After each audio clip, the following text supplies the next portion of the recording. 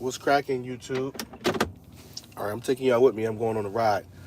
I hope my volume is good. I gotta go get some meds because everybody in the house is sick. Uh, some people tested positive for that thing. I didn't take the test. I'm not taking the test. Because if one person got it, we all got it. That's how I look at it. But I'm gonna talk about I'm not gonna be looking at the camera too much because I'm driving. I gotta stay focused on the road. Now, what I want to talk about is the spirit of failed relationships. And in a nutshell, it's the Jezebel spirit. Now, I could just say that and be done with it. But I think I need to further explain because I need to get some stuff off my chest. Now, disclaimer, this is not about my family. It's not about my wife. It's not about our relationship. But I have experienced some of these things in past relationships. So, disclaimer, if Baby Cakes happens to watch this, I'm not talking about you, love. But I saw some things on the social medias recently. I was up late. The first night I'm not gonna say the first night I got sick. The first night I was not feeling well.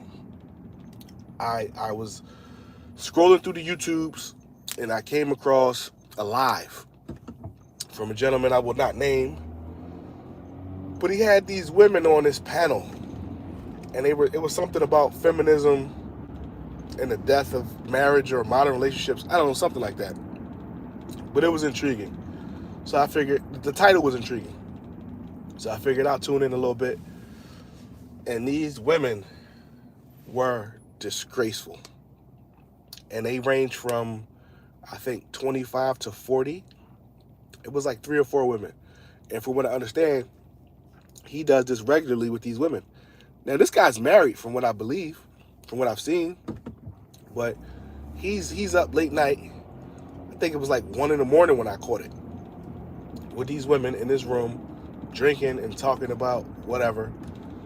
And these women, it was crazy. It was a look into the psychology of some of these modern women. Now, there was a famous YouTuber who I will also not name. He passed. I don't know. But he was talking about relationships, talking about women. And I'm not going to say his point. I think he was doing, but I understand the aspects of some of the stuff he said looking at this live the other day. Now, mind you, this thing was so horrendous, it literally gave me a nightmare. Literally. Now, if you follow biblical text, sickness was not mentioned unless there was sin involved. Now, we all know that sin comes from an initial thought. It may not be your thought. It could be the thought of some darker entities invading your mental space, which I've made shows about, podcast shows about. The Mental Fortress, to be exact, season 2 of the Nucleardad podcast. I did a show called The Mental Fortress, and it talks about keeping your mind locked down from certain things. I did not follow my own advice because I listened to this live and I listened to these women, and I actually went into it with an open mind, but unfortunately had an open spirit, which is something you got to be careful of because, like I said, it gave me a nightmare. And the nightmare was involving my wife, my family, and it was terrible. It was terrible. I'm not even going to tell you what it was about. But it involved this Jezebel spirit. Now, Jezebel was the first independent woman. If you read up on Jezebel, you look at some of the things she did, look at the position of power she had over her husband, she was the first independent woman, and it caused the downfall of her household. So much so that spirit was passed on to her daughter. Now, if you really want to get some insight, look up what Jezebel's daughter did. It was crazy. Because everybody looks at the story of Jezebel and they stop there. Look at her daughter. Look at what her daughter did. And look what ultimately happened to her. And that's a telltale sign of what happens to these Jezebels. But currently, we are living in a time where the Jezebel spirit is running rampant, and it's the spirit of independence. Now, don't get me wrong. There's nothing wrong with going out and doing your thing and getting it on your own. I'm not knocking that. But the idea of belittling a man and I don't need a man. I was on another social media, and I guess because of this live that I watched, because YouTube, Instagram, Facebook, they're all connected. So I'm on this other social media, and I see this picture of this woman, and she's like, yeah, I'm 50 and I'm fabulous. And mind you, she was physically attractive. I don't want her. I'm just saying she was physically attractive. But this lady's 50 years old, showing off all of her assets, talking about she raised 4 beautiful kids. Where's the man at? It's this Jezebel spirit that's got everybody going crazy. And men can have the Jezebel spirit too. This is not exclusive to ladies. But what I'm saying is, when I saw this live with these women, there's a show called Drink Champs. And unfortunately, I engaged in the chat on this YouTube live because I was so disgusted. I start calling them Drink Tramps because they were acting trampy and trashy. And the ladies calling the man a bitch, excuse my language, but it was disgusting. And I think people don't understand that. I seen somebody come in and pop in and pop out. It's all good. It's for the algorithm. I need to get this off my chest. I don't care if anybody ever watches it, but I need to put this out so I can feel better. Because again, watching it gave me a nightmare, made me sicker. Me personally, I don't get sick until I get disturbed mentally. And I don't mean the point where I need to be with some psychoactive drugs. No, I'm really upset about something, I will physically get sick. Been the case throughout my whole life, which is why I try to keep myself happy and chipper. Now, I'm all grumpy today because I've been grumpy for the last 2 days. My wife asked me to go to the store. I told her I didn't want to go, but I'll go for her. She's like, oh, can we do it together? No, I want to get away from y'all.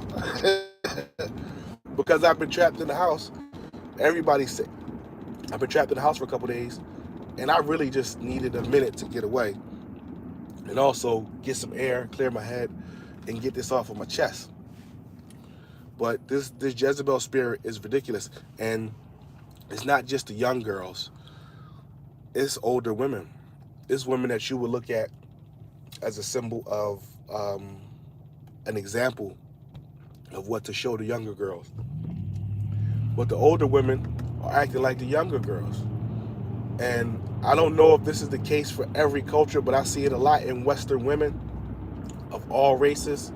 I know of a lady who told me a story about she was out until 2, 3, 4, 5 in the morning with her best friend, and she was at the gym, and she came home, and her husband was like, oh, what happened to you last night? She was, oh, I just got caught up with so-and-so. And I asked her, was this person, was your best friend a woman? And she was like, oh, no, it's a guy. But my husband knows, no, darling, that is some bull. I don't care if nothing happened. I know as a man, if my wife has a male best friend and they out till 3 in the morning, when she get home, I'm gonna be sitting there with my gun on my lap. I promise you. What is you doing out at 3 in the morning with some dude? I don't care. That's how I roll. First of all, if you're married, you need to have your behind in the house at a certain time anyway. But if your best friend is a man and you're out till 3 in the morning, I'm thinking the worst. I'm sorry. But again, this is the ideology of these independent women. And they think that there's nothing wrong with it. And I don't get it. I'm not of that ilk. I'm not from that mindset. So I'll never understand it. But I know enough to know that it's got the game all messed up. It's got marriages all messed up. It's got relationships all messed up. Now this is for men and women, single and married or involved with a partnership. Most of the stuff I do is for married men, but I think everybody needs to know how to recognize these Jezebel spirits. All of this, I'm independent. I could do what I want when I want. You're going to be alone, men and women. Because we're at the point now where we're just using each other, and it sucks. And nobody's thinking about the future of their relationships. Nobody's thinking about how the other person feels. We don't put each other first. We put ourselves first, but we don't think about the actions that we take, how it affects our partners, how it affects our families and our relationships. And people wonder why they can't find a good person. They can't find a good woman. They can't find a good man. Some of these people don't know how to be that. And it's okay to say, you know what, we need some help. I'm going to get some counseling. I want to be a better me. Now, I know some people, I know a lot of people, but I know some people, they're Caucasian. I know some people, Indian, Asian. They met in college. They were together. They got married. When the wife got pregnant, guess what happened? She quit her job. She stayed home to raise her kids, and they got a happy little existence. And I'm not saying the marriage is perfect, but I see them operating in the capacity of how they should operate. The husband helps because I see dads dropping the kids off to school, making grocery runs. I see the wife doing pickups, bringing stuff to the bake sales. But what I also see is a cross-section of society where these women have been, and this goes back to, in my existence, I want to say the 90s. They've been influenced by Adina Howard. They've been influenced by Nikki D. They've been influenced by Little Kim. They've been influenced by, who else? Nicki Minaj, Cardi B. And it sucks because all of this stuff is fictional. All of this music is fictional. This is no slight to the artists, but this is to the people who listen to this music and think that this is how you are supposed to operate. But the problem is people don't understand music is magic. When you're chanting these songs, these choruses, the hooks, it's a mantra. Example, when I was younger, big Jay-Z fan. Rap period. I used to be a rapper, owned a record label, all of that stuff. But at one point in high school, Money Cash Hoes came out by Jay-Z and DMX. And the first time I heard it, I was in the barbershop. Go and get my little haircut. I was probably about 14, 15. Looked up to the dudes in the barbershop because, they was hustlers and, they were doing what they were doing. And I was always inspired by the older guys. My father was my ultimate inspiration. But I heard Money Cash Hoes in the barbershop and they went crazy. And I was just entranced by the music. I remember sitting there waiting for my haircut like this. Oh my God, what is this? And for the next month, only thing that played in my head was Money Cash Hoes, Money Cash Hoes. What? Money Cash Hoes. So what do you think this music is doing to everybody else? Because I know what it did to me. I know the path I took listening to this music and watching these quote unquote influential artists. What do you think the music and the movies and these artists are doing to people? Because now, and it's no more love songs. It's no more, baby, I want to hold you close. I miss you. I like the stylish clothes you wear. It's just the little things you do. What happened to that? We don't got that no more. We got, I want to make love in a club. We got, eat the booty like groceries. No more love in the music. It's all low vibrational. Even the movies. You can't watch anything that I want to watch with my kids. I got to screen it first. And there's some movies that I want to watch with them, but I got to watch it first because it's all kind of little innuendos, hidden agendas put in there. And I talked to my wife about it, and she's like, "Oh, can't we just watch a movie without you?" I can't turn it off because I know these kids are watching it, and there's going to be something implanted in their subconscious, little nugget. And it's going to start to manifest slowly but surely. Now, we look at what's going on today. We look at how these people are affected by the music, the media, the overall consensus of it's okay to use and abuse people, to be independent, to do your own thing. I have several men. I have several women. All of that ish is detrimental. It's killing society. And I had to just get it off my chest. Look up Jezebel, who she was, what she did, and then look up her daughter. And understand that these spirits travel through your bloodline. Example. Your physical address is where we know where to find you.